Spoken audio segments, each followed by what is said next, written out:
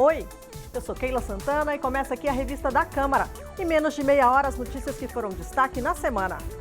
O plenário da Câmara aprova destaques e conclui em primeiro turno a votação da reforma da Previdência. Entre as mudanças aprovadas no texto principal estão regras mais favoráveis para policiais federais e para as mulheres e tempo de contribuição menor para homens na aposentadoria por idade. Instalada a Comissão Especial da Reforma Tributária. Ela vai analisar a proposta de emenda à Constituição que modifica a cobrança de impostos sobre o consumo de bens e serviços no Brasil. Tem texto da Câmara e do Senado já em análise, mas não do governo. E você vai ver também.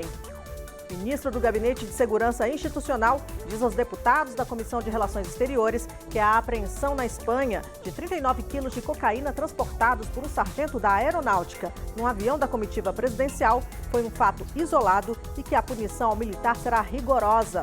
Grupo de trabalho da Câmara que analisa o pacote anticrime apresentado pelo ministro da Justiça, Sérgio Moro, retira do projeto o trecho que trata da condenação em segunda instância e aprova a criação de um cadastro nacional de perfis balísticos.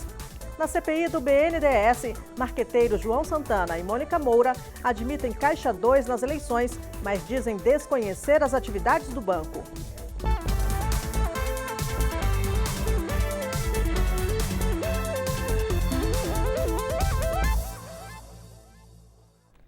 Na semana que passou, o plenário da Câmara concluiu a aprovação da reforma da Previdência em primeiro turno e analisou destaques que são propostas de mudanças ao texto. Agora, resta a análise em segundo turno. O repórter Cid Queiroz acompanhou a aprovação do texto base, que deu ao governo bem mais que os 308 votos necessários. No dia da votação da reforma da Previdência no plenário da Câmara, protestos e confusão do lado de fora não impediram que a matéria avançasse. Um grupo de manifestantes tentou forçar a entrada em um dos acessos da Câmara e foram contidos pela Polícia Legislativa. Logo depois, a Polícia Militar foi acionada para garantir mais segurança. Apenas líderes do movimento foram autorizados a entrar na Câmara. Nas redes sociais, a votação da reforma chegou a estar entre os assuntos mais comentados na internet. Ali, a opinião pública estava dividida. Dentro do plenário, a obstrução dos partidos de oposição. Foram vários pedidos para que a votação fosse adiada e os deputados marcavam suas posições. Esta proposta está tirando do povo brasileiro, exatamente das pessoas mais humildes e mais pobres, esta segurança, esta possibilidade de terem no Estado a chance e a garantia da dignidade no momento que mais precisam. É uma proposta cruel. Quando a esquerda subir ali com falácia dizendo que nós não estamos pensando no futuro do nosso povo, lembrem disso, nós sacrificamos a própria carne e estamos dando o máximo que nós podemos para dar um futuro para o nosso país, que é melhor ter dinheiro amanhã do que fazermos uma falácia aqui hoje. Além do debate político, a sessão também teve um reconhecimento público. O líder do PSL, partido do presidente Jair Bolsonaro, agradeceu o presidente da Câmara pela condução dos trabalhos. Sem essa pessoa, com certeza, nós não teríamos chegado a esse momento tão importante. Minha especial homenagem ao presidente dessa casa, Rodrigo Maia. No momento mais importante da votação, antes de abrir o placar do painel, que já registrava a impressionante marca de 510 deputados votantes, o presidente Rodrigo Maia deixou a mesa para discursar.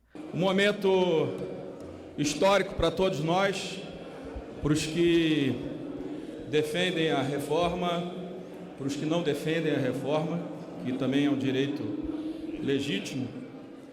Eu muitas vezes fico ali acompanhando os discursos dos que são contra. E às vezes fico perguntando, será que eu de fato estou certo? Ou será que o deputado Orlando Silva está certo? Ou o Paulo Pimenta? Ou o Zé Guimarães? Ou o Ivan Valente? E a cada discurso que eu ouço, eu tenho cada vez mais convicção que a posição de reformar o Estado brasileiro é a posição correta. O processo de votação do texto principal da reforma começou no início da noite e às 8 horas veio o resultado. Foram 379 votos a favor e 131 contra a reforma da Previdência. Um capítulo importante foi rasgado. Eu não tenho nenhuma dúvida de que essa reforma significa um ataque brutal aos trabalhadores. A votação dos destaques levou os debates nas sessões da semana até a madrugada. Entre as mudanças aprovadas no texto principal estão regras mais favoráveis a policiais federais, cálculo mais benéfico para as mulheres e tempo de contribuição menor para homens na aposentadoria por idade. As discussões se iniciaram com os pedidos de mudança feitos pela bancada feminina do Congresso. Durante a semana, as deputadas publicaram um manifesto contra pontos da reforma. O relator Samuel Moreira atendeu a proposta da bancada feminina da colocação de 15 anos da contribuição da mulher. Pensão por morte, onde o texto original ele se baseava na renda familiar e a gente colocou que seja a renda do cônjuge, pelo menos de um salário mínimo. A emenda elaborada pela bancada feminina foi aprovada por 344 votos a favor e 132 contra. Outra emenda relacionada à contribuição mínima também acabou sendo aprovada. Ela diminuiu de 20 anos para 15 anos o tempo de contribuição exigido para o homem na aposentadoria por idade da iniciativa privada, que é de 65 anos. Hoje, os homens filiados ao RGPS contribuem, em média, 5 meses por ano.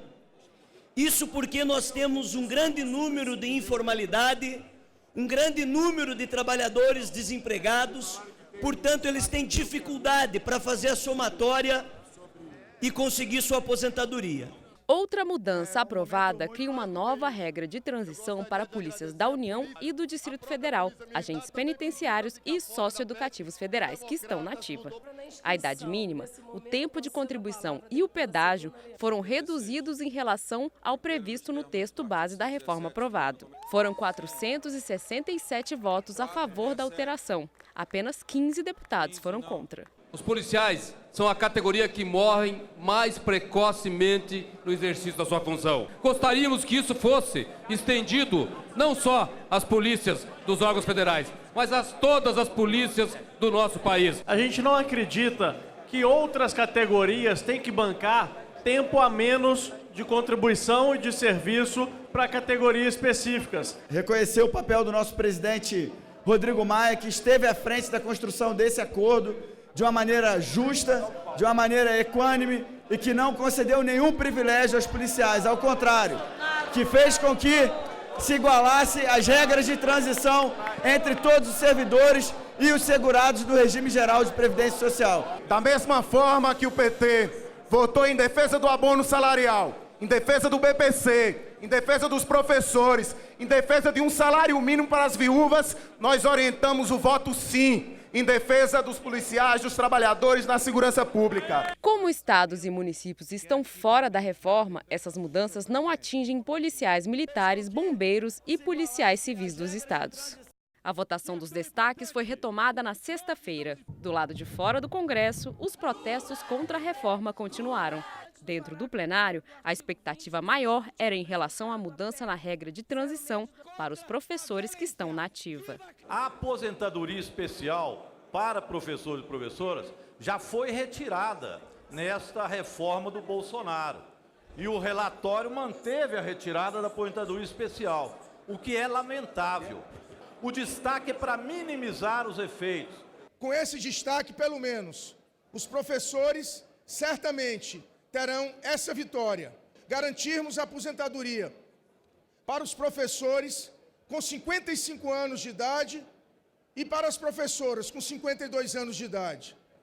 O texto, da maneira como foi aprovado na comissão especial, previa 58 professores, 55 professoras. O destaque foi aprovado por ampla maioria dos votos, 465 a favor e 25 contra. Na sequência, outros pedidos de mudança ao texto foram rejeitados e a votação do primeiro turno da reforma da Previdência foi concluída. As negociações agora se voltam para a data de votação do segundo turno. A gente faz a construção do que é possível. e a construção do possível é fazer o segundo turno em agosto. Eu gostaria de fazer amanhã, gostaria de fazer segunda, mas eu comando a casa, eu não sou dono da Câmara, graças a Deus vivemos numa democracia, mas da mesma forma que alguns podem ser pressionados contra, nós podemos ter pressão de alguns reclamando daqueles que votaram contra, que deveriam ter votado a favor. Então eu acho que a sociedade hoje, o resultado de 379, para mim é um reflexo do que a sociedade espera e quer do parlamento. A repórter Cláudia Lemos mostra agora como ficou a reforma depois das alterações. De acordo com o texto aprovado pela Câmara dos Deputados, agora existe uma idade mínima para aposentadoria, que é de 62 anos para as mulheres e de 65 para os homens. A idade terá de ser combinada com um tempo mínimo de contribuição, de 15 anos para mulheres e homens. Quem já está trabalhando vai poder escolher uma das chamadas regras de transição. Na principal delas, a condição vai ser a mulher completar 30 anos de contribuição e o homem 35.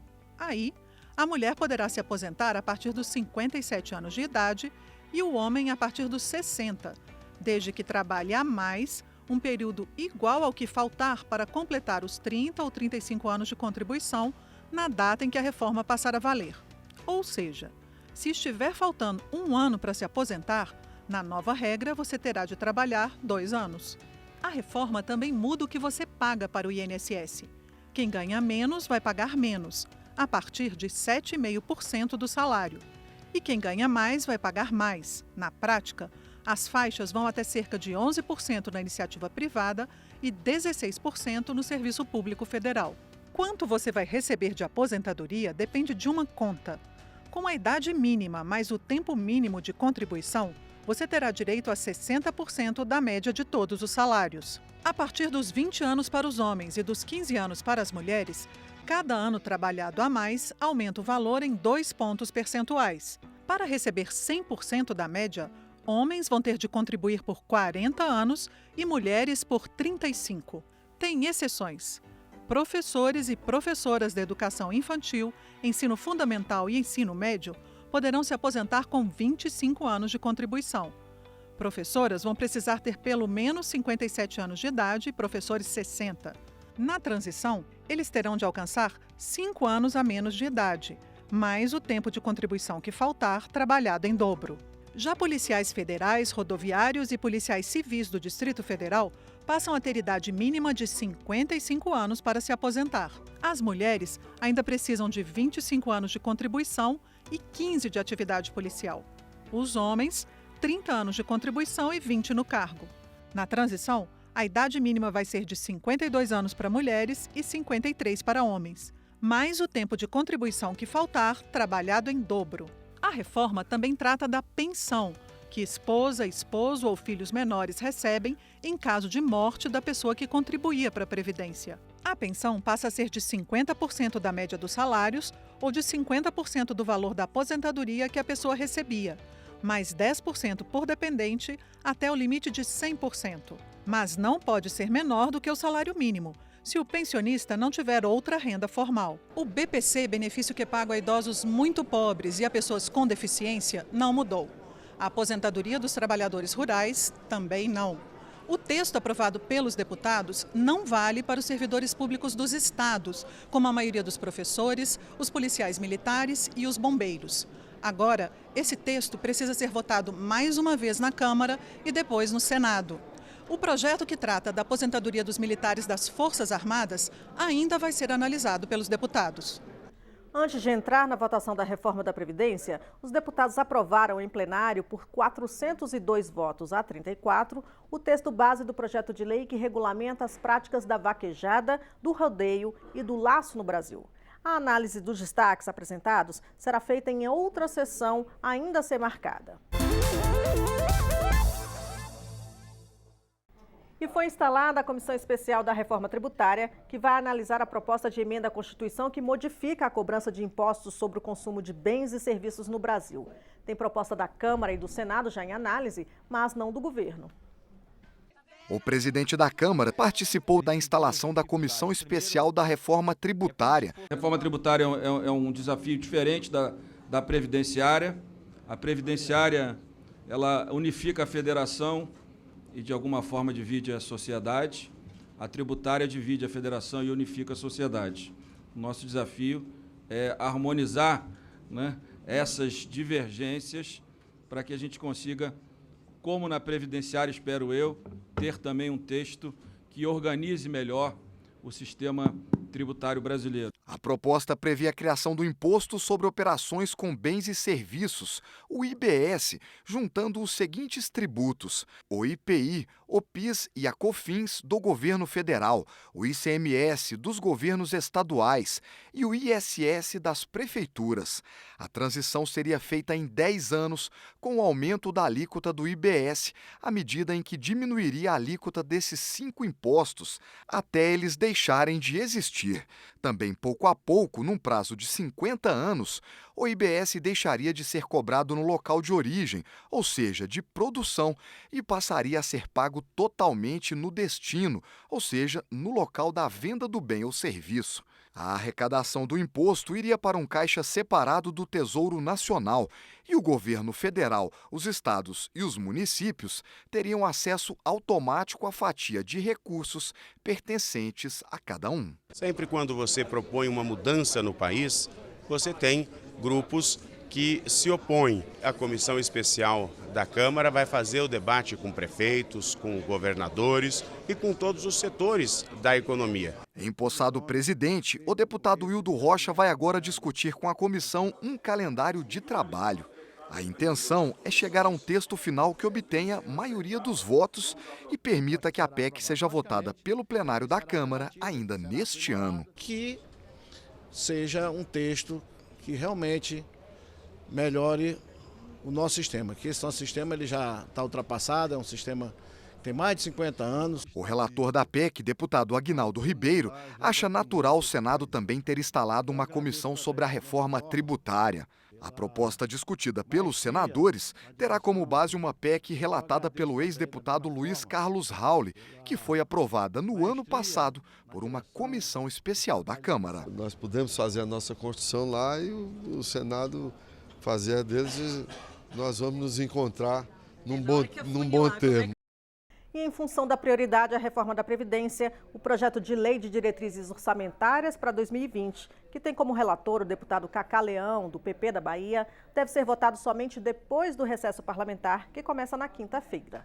A LDO 2020 prevê um salário mínimo de R$ 1.040 sem ganho real, déficit primário de R$ 124 bilhões para o governo federal, crescimento de 2,5% do PIB, o Produto Interno Bruto, e fundo eleitoral de até 3 bilhões e 700 milhões de reais para financiar as campanhas municipais de 2020.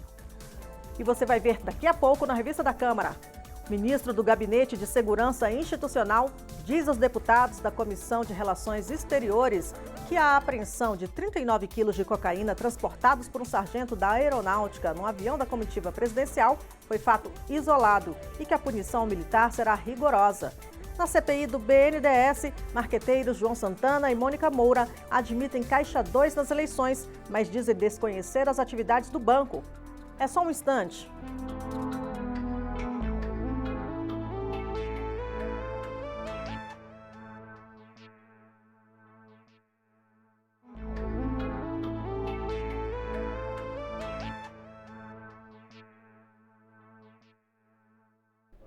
Na semana que passou, o ministro do GSI, o Gabinete de Segurança Institucional, general Augusto Heleno, esteve na Comissão de Relações Exteriores da Câmara.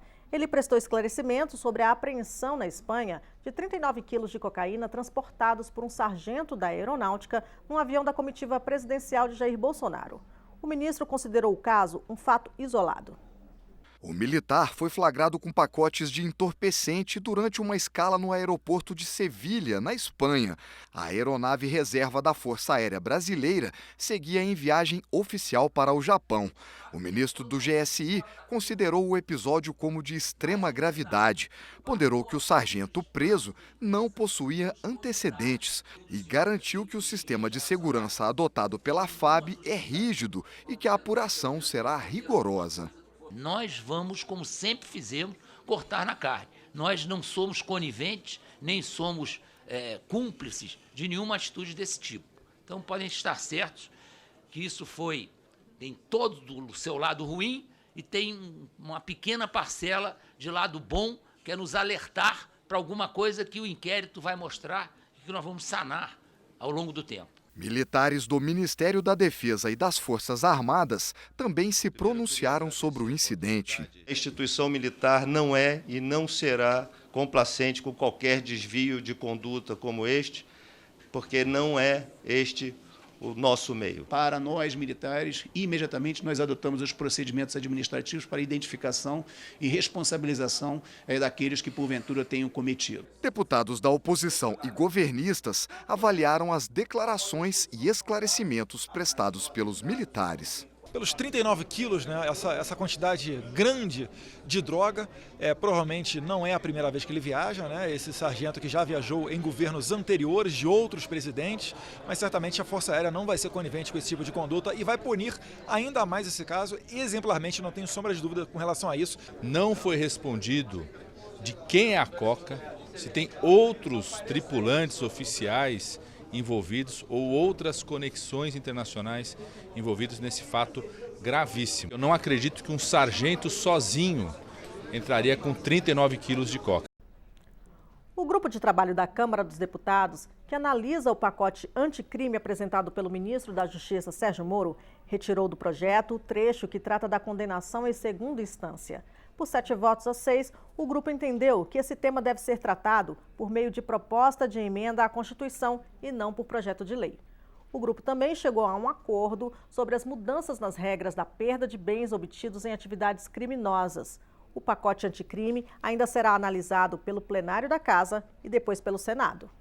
Foi obtido consenso sobre as regras para que os juízes determinem a perda de bens que os criminosos obtiveram como resultado de atividades ilegais. Nós estamos tratando disso, de como é que nós vamos tirar deles os recursos, os dinheiros que eles conseguem ter através do produto de venda ilegal, tráfico. Nesta semana, o grupo de trabalho rejeitou a previsão de cumprimento da pena a partir da condenação em segunda instância. Mas os deputados ainda estão divididos sobre o assunto. A questão é se isso pode ser tratado por projeto de lei ou por emenda à Constituição. O Supremo Tribunal Federal, em 3 momentos diferentes, avaliou se a execução provisória da pena pode se dar a partir da segunda instância. O ministro Toffoli já sinalizou que no começo do ano que vem o Supremo vai uma vez mais debater o assunto. Eu considero que a proposta do grupo de trabalho é a mais equilibrada. Esse tema deve ser regulado por uma emenda à Constituição. Foi um grande prejuízo para o pacote anticrime e combate à corrupção. Mesmo porque nós só estávamos positivando algo que o Supremo Tribunal Federal já disse por 4 vezes consecutivas, que a questão da prisão em segunda instância, após a condenação, a manutenção da prisão é válida e não é matéria constitucional. Na Comissão de Constituição e Justiça do Senado, onde o pacote anticrime também é analisado, foi aprovada a tipificação do crime de Caixa 2 eleitoral. Foi mantida no texto a pena sugerida por Sérgio Moro, de reclusão de 2 a 5 anos em regime fechado, semiaberto ou aberto. O projeto agora vem para a Câmara, caso nenhum senador apresente recurso. Mas, na análise do pacote anticrime, o que for aprovado na Câmara também terá que passar pelo Senado e vice-versa. E vai valer o que for aprovado primeiro nas 2 casas. A CPI do BNDES ouviu o depoimento do publicitário João Santana e da jornalista Mônica Moura. Eles confirmaram a prática recorrente de Caixa 2 nas campanhas eleitorais. O casal foi convocado para prestar esclarecimentos sobre empréstimos que o banco fez a países sul-americanos e africanos entre 2003 e 2015. O marqueteiro disse que gostaria de colaborar, mas que não tinha qualquer tipo de informação sobre o banco. Já a respeito das campanhas políticas, ele admitiu que todos os candidatos que assessorou usavam o Caixa 2, mas disse que mesmo assim se arrepende de ter aceitado o pagamento do seu trabalho vindo deste dinheiro. Eu acho que mesmo sabendo que era uma prática que todos faziam, pela minha própria formação, por uma série de valores que eu trazia e ainda tento realimentar e trazer de minha família e de todos, eu realmente me arrependo profundamente. Agora, não me arrependo de ter exercido a profissão de consultor, de marqueteiro. Mônica Moura também disse que não tem qualquer conhecimento sobre as atividades do BNDES, porque tratava direto com as empresas e nunca perguntou de onde vinha o dinheiro que ela estava recebendo. Ela se limitou a admitir que todas as campanhas recebiam dinheiro via Caixa 2. A minha lógica é que o Caixa 2 sempre existiu, não sei se tem a ver com o BNDES, se não tem a ver com o BNDES, eu não tenho ciência disso, sempre existiu. E não existia só para várias empresas doavam para o candidato, no caso, se fosse o presidente ou o candidato que estivesse na frente, e para os outros candidatos. Aqui no Brasil, nós sabemos, a Odebrecht doou para Dilma e doou para o Aécio. O presidente da CPI, Vanderlei Macris, disse que os depoimentos foram importantes para provar que recursos emprestados do BNDES foram repassados para empresas brasileiras que financiavam campanhas políticas via Caixa 2. O BNDES cada vez mais vai se tornando um instrumento de realização de interesses eleitorais e políticos de um partido. Em uma live do Facebook, o deputado Eduardo Bolsonaro disse que se o presidente da República confirmar a indicação dele para chefiar a Embaixada do Brasil nos Estados Unidos, ele estaria disposto a renunciar ao mandato de deputado federal para assumir o cargo fora do Brasil. Já aqui na Câmara, o deputado Marcelo Calheiro, que é da carreira diplomática, disse que o partido dele, o Cidadania, vai apresentar um projeto de lei para proibir pessoas de fora da carreira de ocupar o cargo de chefe de missão diplomática. Calheiro disse ainda que a indicação do presidente Jair Bolsonaro configura nepotismo. Em primeiro lugar, nós vamos fazer um apelo ao deputado Eduardo Bolsonaro, cujos trabalhos em favor das relações internacionais do Brasil nós reconhecemos, mas que, claro, isso não o qualifica para assumir o posto que o pai quer. Nós vamos fazer esse apelo no sentido de que ele não aceite esse convite, de que ele tenha a grandeza de resistir a essa ação que é de nepotismo e, mais do que isso, essa ação de desprestígio a uma das instituições mais respeitadas do Brasil, como eu disse, que é o Itamaraty. Eduardo Bolsonaro disse que a indicação para a embaixada não se enquadra como nepotismo. Na verdade, não tem qualquer fundamento jurídico, é uma decisão do presidente, o STF tem a súmula vinculante e a nomeação do presidente, na verdade, é para agentes políticos, né? E aí não entra a questão do nepotismo. Então essa hipótese está totalmente afastada, respeito os juristas que pensam dessa maneira, mas a maioria não concorda com essa hipótese. Você pode rever a revista da Câmara na nossa programação e também pela internet no endereço youtube.com/Câmara dos Deputados Oficial. Até a próxima. Tchau!